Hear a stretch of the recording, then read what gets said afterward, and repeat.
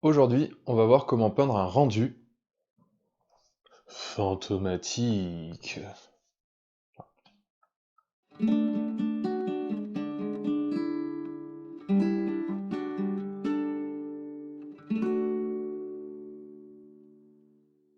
Salut les copains, bienvenue dans cette deuxième vidéo sur la série Histoire de peluche. Alors comme je le disais en introduction, on va peindre un petit personnage un peu fantomatique, un peu dégueulasse quoi, puisqu'il s'agit de la petite fille qui est issue des cauchemars de l'héroïne du jeu.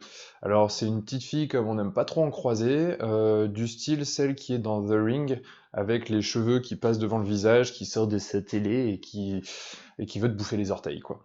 Donc du coup, on va voir comment peindre ça. Dedans, il y aura un tissu blanc avec des ombres turquoises. Il va y avoir de la peau verdâtre, un petit peu blanche, un peu cadavérique. Et puis, eh ben, des yeux violets avec un effet de lumière. On voit ça tout de suite. Alors, dans Histoire de peluche, cette petite fille, c'est un personnage qui est vraiment cauchemardesque. C'est un ennemi des doudous, et donc du coup, ce que j'ai voulu faire avec cette peinture, c'est avoir un rendu du coup cauchemardesque, un peu flippant, en prenant comme inspiration un petit peu la petite fille qu'on peut voir dans le film The Ring. Donc cette petite fille en robe qui sort de la télé avec ses cheveux devant, qui est hyper flippante. C'est un petit peu le rendu que je voulais avoir avec cette figurine. Donc l'idée ici, ça va être de lui donner une apparence justement un petit peu cauchemardesque, un petit peu fantomatique. Alors pour ça, je commence par analyser un petit peu ma figurine et à regarder quels sont les différents volumes. Je repère où je vais devoir poser des ombres, des lumières, je regarde les mouvements de la robe. Ça, c'est quelque chose qui en plus est facilité avec le pré-ombrage que j'ai posé sur la figurine. Et bien évidemment, je prépare l'intégralité de mes couleurs. Alors, je voulais avoir quelque chose qui ressortait pas mal.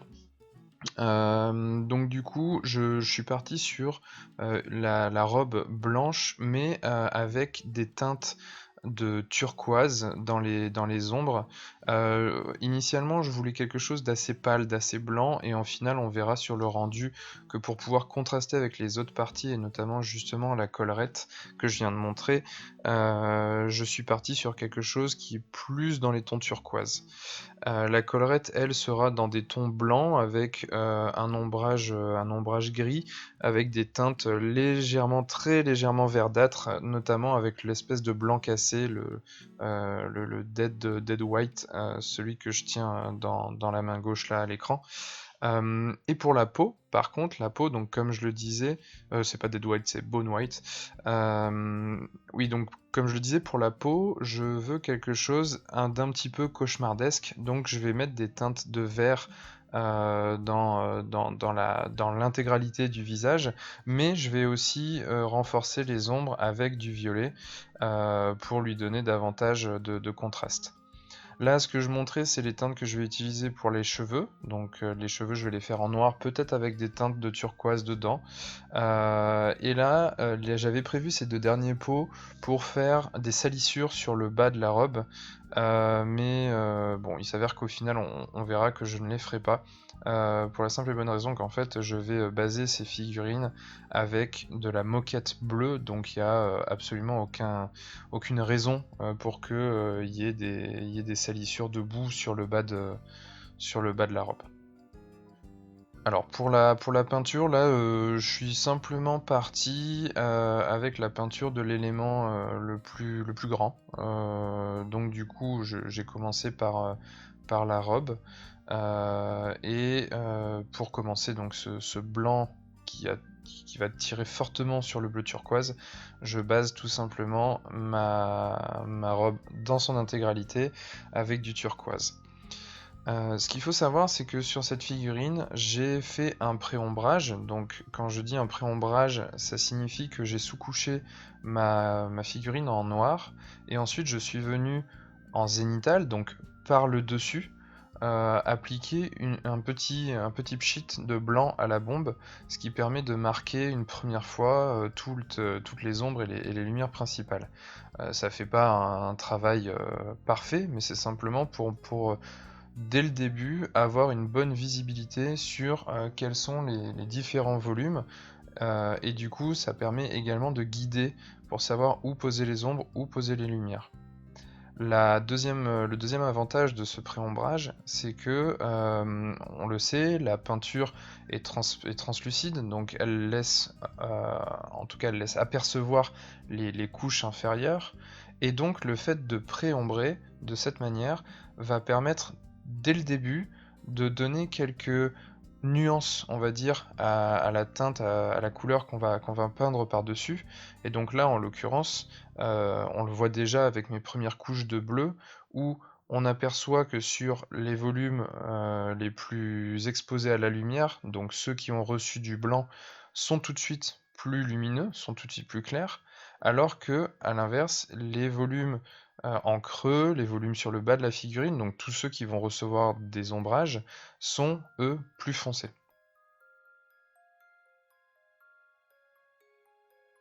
Donc là, j'applique mon bleu turquoise en plusieurs couches, évidemment, de manière à avoir une couche qui est relativement homogène, mais pour ne pas non plus la recouvrir intégralement, puisque, comme je le disais, je veux utiliser ce travail de pré-ombrage qui a été fait sur la figurine, donc je ne veux pas avoir une teinte uniforme, je veux déjà utiliser les sous-couches comme premier ombrage et première éclaircie.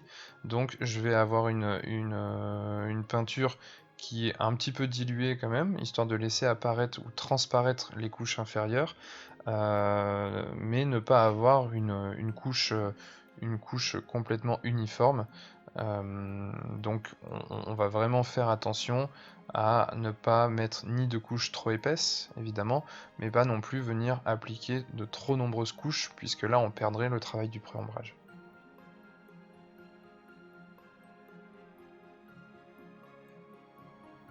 Une fois que j'ai une couche qui me semble suffisamment propre sur le turquoise, je commence à délimiter les différentes zones de la figurine. Donc plutôt que de tout de suite peindre intégralement la robe, je vais commencer à peindre les autres parties de la figurine. Alors ça a un intérêt, c'est que parfois quand on a fini une couleur et qu'on décide de continuer la zone alors que le reste de la figurine n'est pas peint, on peut avoir, on va dire, une différence de perception entre le moment où on est en train de peindre et le rendu final une fois que l'intégralité de la figurine est peinte. Ça, c'est tout à fait normal, c'est parce que notre œil va réagir différemment en fonction de la juxtaposition de différentes couleurs. C'est notamment quelque chose que j'aborde sur le blog dans les articles sur la théorie des couleurs et notamment la complémentarité des couleurs. Ici, donc l'objectif de peindre, au moins avec une couche de base, différentes zones de la figurine, c'est déjà de se rendre compte de l'harmonie ou au contraire justement du manque d'harmonie entre les différentes couleurs. Donc là en l'occurrence, je commence par peindre les cheveux en noir pour bien délimiter cette zone et histoire de commencer à avoir une bonne visibilité sur ce que va être la figurine dans son ensemble. Alors, une fois que j'ai finalisé les cheveux, une fois que j'ai posé ma couche de base noire sur les cheveux, je viens placer ma première couche également sur toute la peau. Alors, comme je le disais tout à l'heure, là, je veux pas faire une peau humaine, je veux vraiment faire quelque chose un petit peu fantomatique, et donc du coup, je pars avec une couche de base je crois que c'est le Dead Flesh, si je dis pas de bêtises. Euh, donc je pars avec cette couche de base pour avoir un rendu un petit peu verdâtre. Là aussi, je vais vraiment faire en sorte de bénéficier du travail du pré-ombrage en mettant une couche de peinture qui n'est pas trop épaisse pour avoir des ombres qui sont déjà marquées. Et je vais venir insister un petit peu plus sur les lumières pour que l'intensité de la couleur soit plus forte. Là, les zones sont petites, donc il ne faut pas hésiter à venir faire un premier passage, puis partir sur une autre partie et revenir ensuite. Ça sèche assez rapidement vu la taille des zones, donc ça permet de ne pas perdre de temps.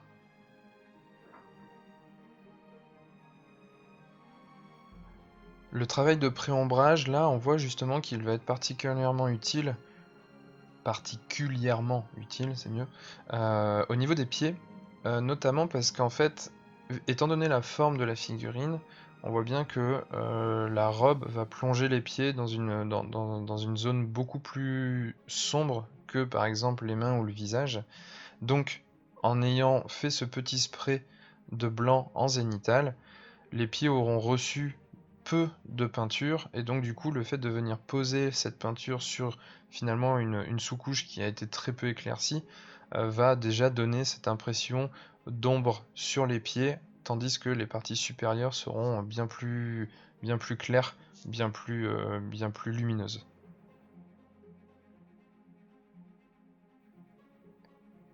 Donc là, on voit bien que après un premier passage, étant donné encore une fois que je veux jouer sur les ombres et lumières de ma sous-couche, après un premier passage, la peinture n'est pas du tout uniforme, elle ne fait pas propre. Donc du coup, bien évidemment, on va passer plusieurs couches de peinture pour avoir quelque chose de plus propre, de plus clean, et on va s'arrêter à partir du moment où on va avoir une couche qui sera, encore une fois, non pas uniforme puisqu'on veut garder cet effet d'ombre et de lumière, mais par contre une couche propre avec une bonne intensité de couleur. Alors en ce qui concerne le visage, ici j'ai vraiment voulu jouer avec l'inclinaison de celui-ci, puisque ça donne une bonne base pour faire un petit effet de lumière, dans le sens où le côté incliné de la tête va forcément être davantage plongé dans l'ombre, tandis que l'autre côté, qui lui est exposé à la lumière, va être forcément beaucoup plus lumineux. Donc encore une fois, le pré-ombrage ici va vraiment être extrêmement pratique, puisque on va tout de suite avoir quasiment la moitié de la face qui va être plongée dans l'ombre, l'autre moitié qui va être beaucoup plus lumineuse, et le simple fait d'avoir fait un pré-ombrage en posant sa couche de base va d'ores et déjà nous donner cet effet de lumière sur la partie latérale du visage. Une fois qu'on a finalisé toutes les parties de la peau, là il me reste plus qu'à peindre l'espèce de collerette qu'elle a en haut de sa robe. Donc là, comme je le disais tout à l'heure, ici je veux vraiment démarquer entre le visage et la robe qui sont tous les deux sur des couleurs qui sont plutôt intenses, plutôt saturées. Donc là, je vais partir sur quelque chose de beaucoup plus désaturé, à savoir un gris blanc. Donc là, je commence avec ma couche de base qui sera finalement mon ombre la plus forte, avec un gris assez neutre, un gris plutôt froid, mais qui reste tout de même très neutre pour finaliser mes couches de base. Ensuite, je veux renforcer l'effet d'ombre qu'on doit avoir sous la robe, puisque là, dans ma peinture, la lumière vient du dessus. Donc, je mélange un petit peu de noir dans mon bleu, ce qui va me permettre d'avoir une ombre assez forte sous la robe et de désaturer la couleur, puisque là, en l'occurrence, je veux aussi en profiter pour la désaturer un tout petit peu, puisque le reste de la robe va être éclairci principalement au blanc, donc va tendre vers une couleur moins saturée. Il est logique qu'elle soit moins saturée également dans les ombres. Donc c'est pour ça que j'ai mélangé directement avec du noir. Toujours avec un mélange de noir, je vais venir renforcer les ombres sur le bas de la robe. Là, encore une fois, hein, c'est toujours dans la même démarche, c'est pour marquer les ombres sur le bas et pouvoir faire ressortir davantage les lumières sur le haut de la robe, tout en désaturant un petit peu la couleur, en appliquant une couche renforcée avec du noir. Alors là, pour le coup, c'est très facile d'avoir un rendu sale avec du noir. C'est aussi très facile d'avoir une démarcation qui est trop franche avec du noir. Le noir est une couleur, enfin pas vraiment une couleur, mais une peinture qui est très couvrante, très puissante. Donc ici, on va vraiment venir appliquer une couche très fine, très diluée, simplement en glacis, pour venir marquer la zone. Alors en glacis, hein, je le répète, c'est-à-dire que la peinture est très diluée, elle est très translucide, et on va simplement venir poser des petits voiles, des petites quantités de peinture qui vont, au fur et à mesure des passages, se teinter légèrement et commencer à marquer. C'est-à-dire que un glacis, en un passage, on voit pas vraiment la différence. En plusieurs passages, on va commencer à avoir légèrement la teinte changer, un petit peu comme je le montre ici à l'écran. Comme je veux apporter des nuances dans mes couleurs de la robe, je viens mélanger un petit peu de turquoise avec un petit peu de chair pâle. Ça va vraiment permettre d'avoir une couleur qui est plus complexe, et donc du coup ça va apporter des nuances dans la peinture, ça va apporter des nuances dans la couleur, plutôt que d'avoir un simple dégradé vers le blanc. Ça a aussi un avantage, c'est que le blanc, c'est une couleur, enfin une peinture, encore une fois, c'est pas vraiment une couleur, mais c'est une peinture qui va avoir tendance alors à désaturer d'une part, mais aussi à avoir un aspect un petit peu crayeux. Et justement, le fait de venir éclaircir avec autre chose que du blanc, ça va permettre de casser cet effet crayeux et d'avoir une peinture qui est plus fluide, une peinture qui est plus lisse. Donc, dans un premier temps, plutôt que de tout de suite éclaircir au blanc, je vais éclaircir avec une teinte qui est donc de la peau très claire.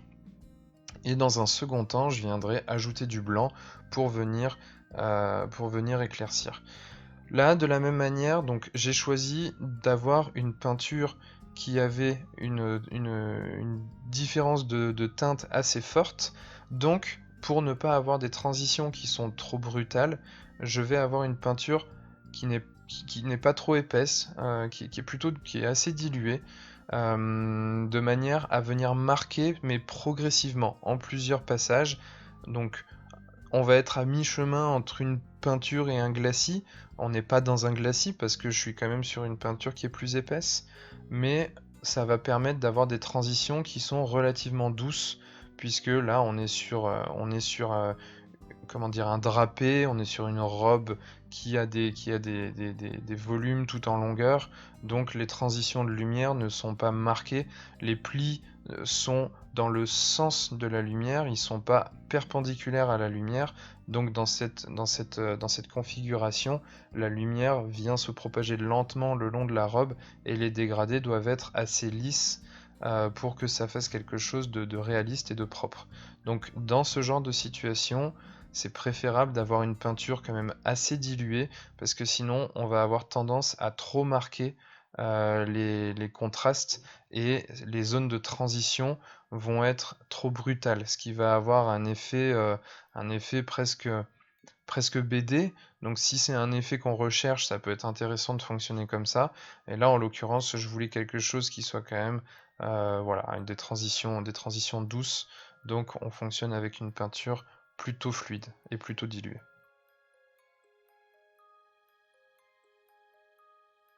Donc là, pour marquer les lumières, hein, on le voit bien, j'utilise donc déjà un pinceau avec une pointe assez fine, mais je viens surtout en fait travailler avec le bord du pinceau, avec le côté du pinceau, ce qui permet d'avoir en général des transitions plus soft. Ça marque un petit peu moins, donc je viens passer la tranche du pinceau pour avoir quelque chose de plus, voilà, des transitions plus intéressantes.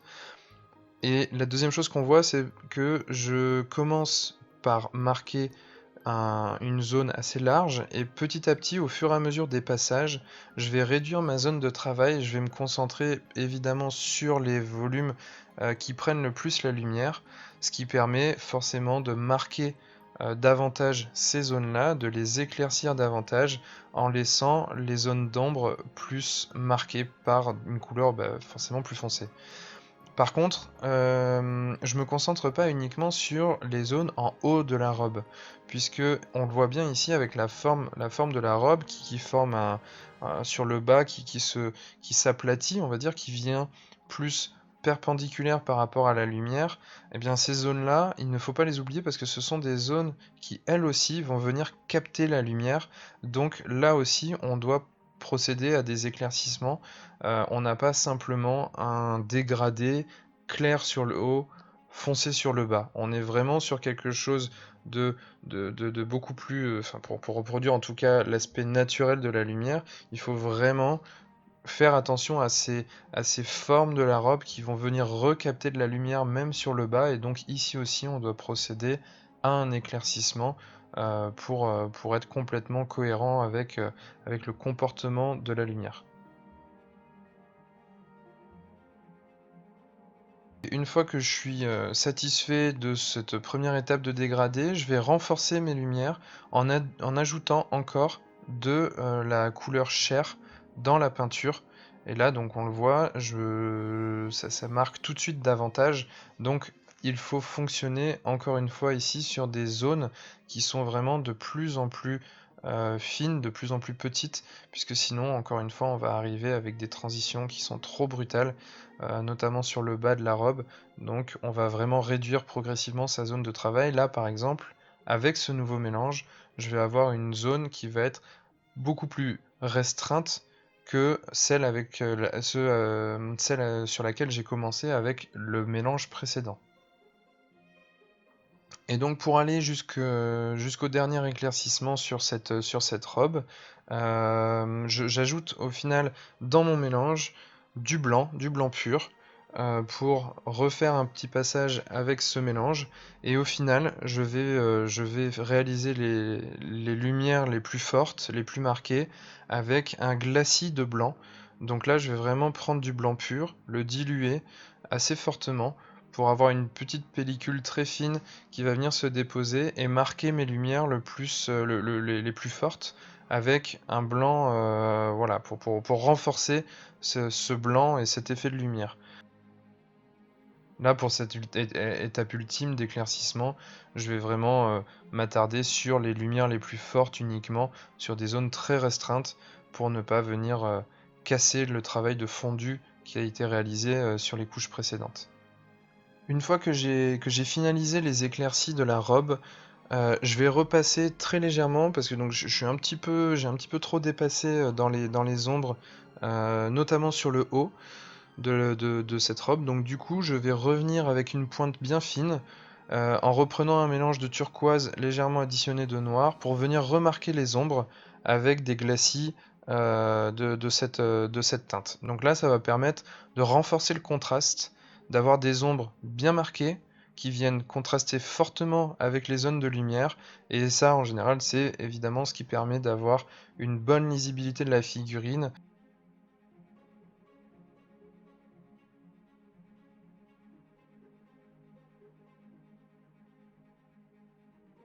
Une fois que j'ai finalisé ma robe, je vais passer sur la peinture de la peau. Donc pour le coup, on va passer également aux éclaircies de la peau. Et là, donc je reprends ma peinture de base, donc le Dead Flesh, que je viens repasser sur les lumières pour m'assurer d'avoir une bonne intensité, d'avoir quelque chose de bien homogène sur les lumières. Une fois que j'ai tout bien reposé la couche de base sur les lumières, en laissant bien évidemment le travail de pré-ombrage dans les ombres pour avoir une première ombre, je vais ajouter à ma peau verdâtre, à ma Dead Flesh, le blanc cassé que j'ai montré tout à l'heure, donc le Bone White, ce qui va être ma première couleur d'éclaircie. Et là, donc je vais venir tout simplement le poser sur les surfaces qui prennent le plus de lumière. L'avantage, c'est qu'en mettant un tout petit peu et en y allant progressivement, on va pouvoir fonctionner couche par couche, en limitant à chaque fois la zone de travail.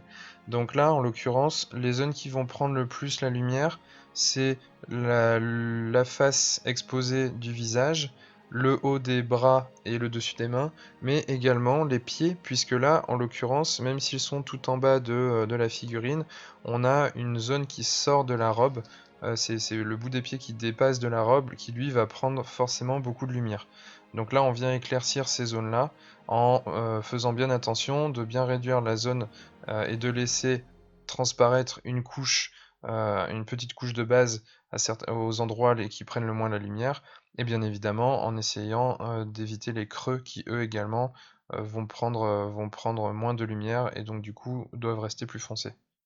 Donc là ici, je fonctionne comme je disais couche par couche, donc je rajoute progressivement du blanc cassé dans mon mélange et je viens à chaque fois réduire ma zone de travail de manière assez classique. Là je vais simplement m'arrêter quand je pense que les contrastes, quand je suis satisfait des contrastes, que les lumières sont suffisamment marquées que que le rendu global me satisfait. Alors là on le voit pas forcément hyper bien, notamment parce qu'il y a un fort éclairage pour la vidéo, mais on verra en fin de vidéo, je vous mettrai un plan plus large où on verra beaucoup mieux ces éclaircies et les contrastes générés sur cette peau. Donc une fois que le visage est finalisé, que toute la peau est finalisée, je vais m'attaquer aux yeux. Alors pour les yeux, dans un premier temps, je peins l'intégralité de la cavité en noir, ça permet de bien faire ressortir les volumes, et de toute façon c'est une zone qui est assez ombrée, donc je le base en noir, avec un pinceau bien fin pour ne pas venir déborder sur le travail sur la peau. Puis dans un second temps, je viens peindre l'intégralité de l'œil en blanc. Alors là, je prends du blanc pur. Habituellement, c'est pas forcément comme ça que je fonctionne, mais là, le travail est un petit peu particulier, puisque de toute façon, je vais venir le retinter très fortement avec du violet, puisque cette petite fille, je veux vraiment lui faire un regard maléfique, un regard un petit peu possédé, et donc du coup, je vais venir sur l'œil qui donc a été basé en noir, puis a été peint en blanc dans son centre. Je vais venir passer des glacis successifs de violet, d'un violet très saturé qui vient parfaitement en opposition par rapport au blanc, par rapport au vert, pardon, un peu désaturé de la peau. Et donc du coup, je vais venir faire des glacis à l'intérieur de l'œil, tout en laissant la zone centrale le plus lumineux possible. Donc je vais essayer de la laisser le plus blanc possible.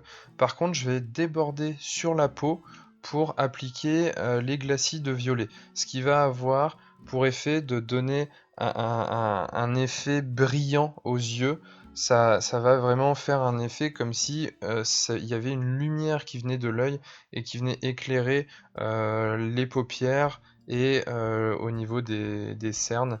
Donc ça va vraiment lui donner un regard assez diabolique, un regard assez flippant. Une fois que je suis satisfait du regard, là je vais finaliser donc les deux parties restantes, à savoir les cheveux et la collerette. Donc la collerette, là je vais tout simplement, comme je disais tout à l'heure, je veux avoir un rendu blanc assez neutre. Je veux pas que ça soit une partie qui attire particulièrement le regard, donc je vais venir l'éclaircir tout simplement avec des couches de blanc, en essayant d'avoir quelque chose d'un petit peu dilué quand même. Alors je vais pas aller jusqu'au niveau du glacis parce que c'est une zone que je veux pas forcément mettre beaucoup de temps à traiter, c'est pas la zone principale, mais je veux pas non plus qu'il y ait un rendu crayeux, donc je vais quand même diluer ma peinture pas mal pour avoir quelque chose, qui ne va pas trop marquer. Je veux pas non plus avoir quelque chose qui soit trop franc en termes de contraste, ça reste du tissu.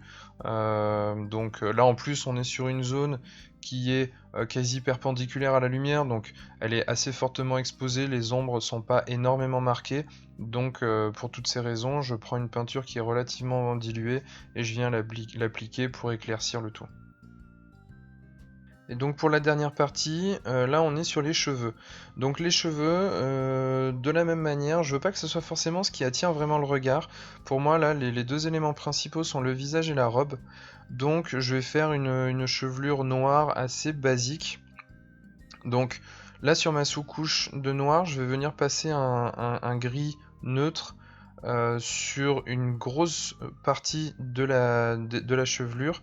Donc je vais quand même forcément essayer de m'attarder davantage sur les reliefs. Je vais essayer de laisser les ombres les plus marquées en noir, mais c'est pas trop grave si ma zone de peinture est assez large, puisque de toute façon derrière je viens appliquer un lavis de Nuln Oil, donc le lavis noir de Citadel, qui va remarquer ces ombres et laisser transparaître le gris, notamment au niveau des volumes. Ça c'est vraiment quelque chose d'efficace d'utiliser ces lavis sur les chevelures, puisque c'est en général des zones qui sont très marquées avec des arêtes très saillantes, et c'est tout ce qu'affectionne particulièrement ce type de lavis. Donc j'hésite pas à les utiliser sur ces parties-là, et une fois que ce lavis est sec, je viens simplement rehausser quelques points de lumière avec du gris neutre, et j'en reste là pour, encore une fois, ne pas avoir une chevelure qui attire trop le regard. Et voilà la peinture terminée. Donc là, je vous ai mis un gros plan, notamment pour que vous puissiez voir le travail de contraste sur le visage, puisqu'on le voyait pas très bien tout à l'heure avec la lumière. Alors là, il y a une petite tache sur la main que j'ai repris par la suite. Donc voilà, cette vidéo est finie, j'espère qu'elle vous aura plu. Comme d'habitude, je vous invite à me dire dans les commentaires si elle vous a plu ou pas. Je suis toujours preneur de tout commentaire constructif qui me permettrait de m'améliorer. Je vous invite évidemment à liker la page, à vous abonner et surtout à partager la vidéo, puisque bien évidemment c'est ce qui reste le plus important. Je vous invite également à consulter le blog apprendre la peinture sur figurine.com. J'y ai laissé un guide de peinture pour les débutants qui est en téléchargement gratuit, donc il suffit de vous y rendre et juste de le télécharger. Donc voilà, et bien je vous dis à très bientôt, peignez bien et surtout n'oubliez pas de mettre des couleurs dans votre vie. Ciao!